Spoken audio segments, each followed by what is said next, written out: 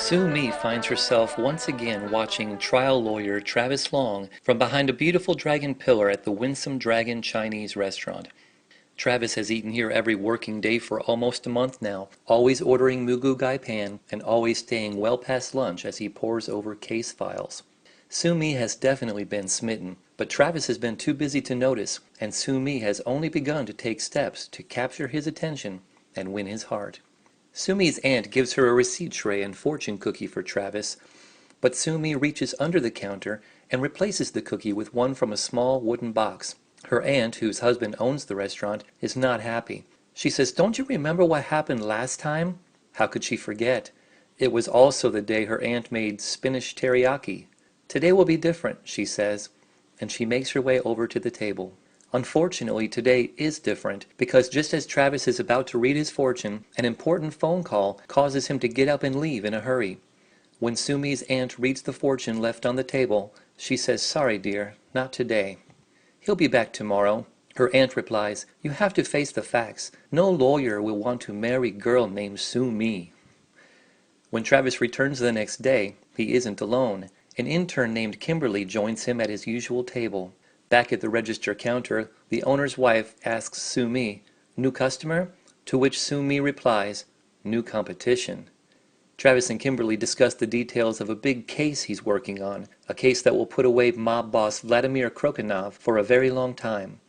Kimberly wants to know where the evidence is, but Travis insists that she is safer not knowing. When Sumi arrives with their order, she accidentally spills some soup on Kimberly's jacket.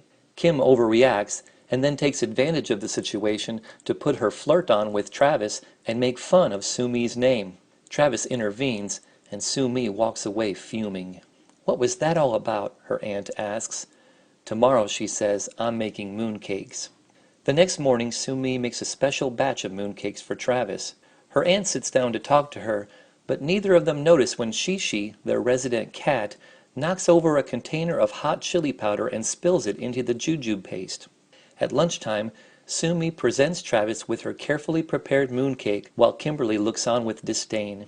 As Sumi explains what they are, Kimberly snatches a piece from the plate and takes a big bite. Suddenly, her face turns red and she begins to gasp and cough at the same time. Travis looks startled and confused, Sumi stunned and horrified. As though a knee-jerk reaction, she then takes a glass of water from the table and throws it in Kimberly's face.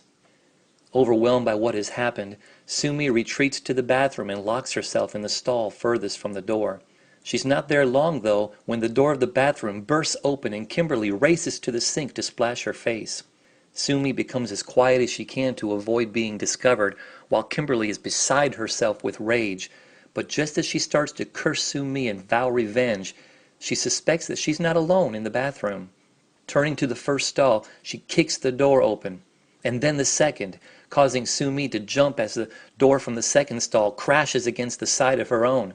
And just as she's sure that her own door is going to burst open, she hears the ring of a cell phone. Kimberly turns from the last stall to answer her phone, but what Sumi hears next makes her even more suspicious. "I told you not to call me."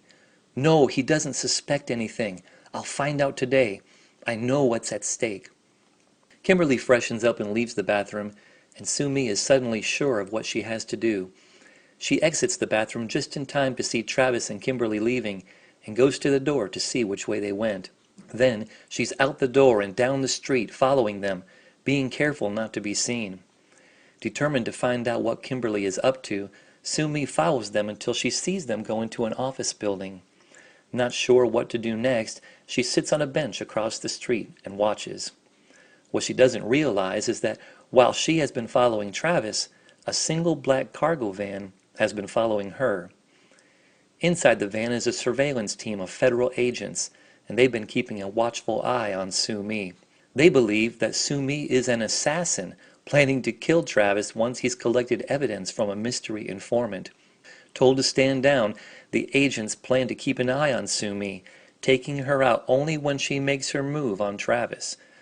A half hour passes when Sumi sees Travis and Kimberly exit the office building and cross the street to a sidewalk cafe.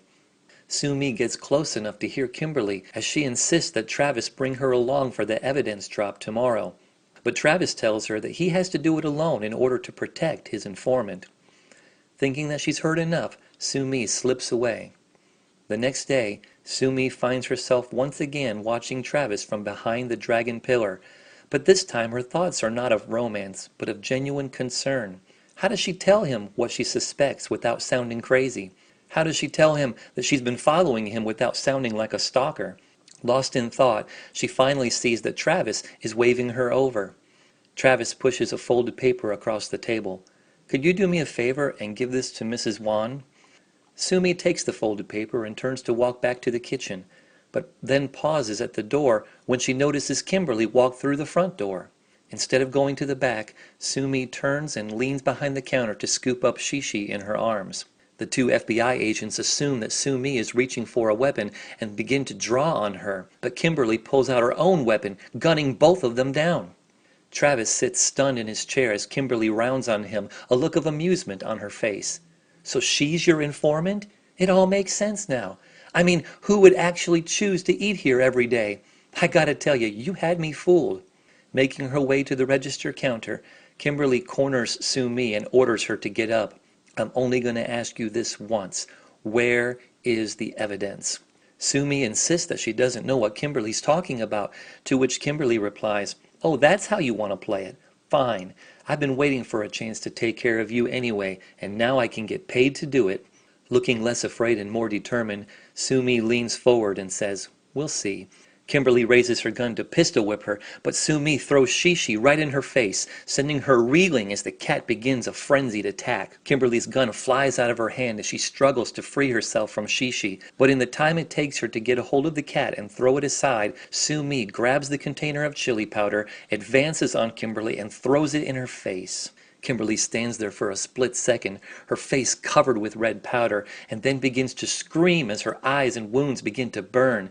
Sumi grabs a serving tray from beside the register counter and smashes it into Kimberly's face, sending her crashing unconscious to the floor. Travis has barely had time to get up from his chair. Sumi stands stunned and amazed at what just happened, but before they can do anything else, the third FBI agent crashes through the locked door and points his weapon at Sumi. Travis yells, "Wait!" and shields Sumi with his own body, but the agent insists that she's an assassin. Travis explains that Kimberly is the assassin, and the agent turns to assist his fallen friends, who are alive but unconscious, having both been shot in the vest. Sumi calls for her aunt and uncle, who appear in the doorway to the kitchen, shocked but unharmed.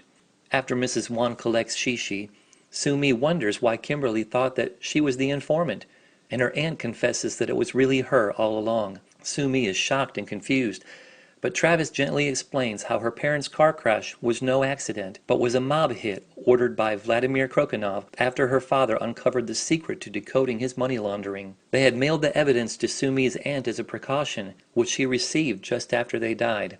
Sumi turns to her aunt and says, "But why didn't you just give it to him? He's been here every day for a month." Her aunt says that she was afraid to draw attention to herself, so she asked Travis to come to lunch every day so people would just assume that it was part of his routine. Then, when she was ready to give him the evidence, no one would notice. From inside Shishi's collar, Sumi's aunt removes a small memory card and gives it to Travis.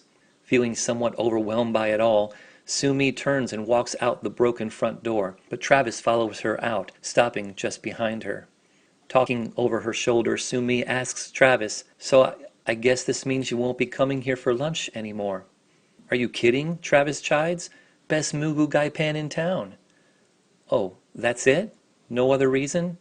"Well, I was going to say that I wanted to spend more time with you during lunch, but the truth is, I'd rather spend more time getting to know you during dinner. What do you—" Before Travis can finish, Sumi leans in fast and kisses him. At first he is surprised, but then he loses himself in the moment until Sumi breaks away, blushing.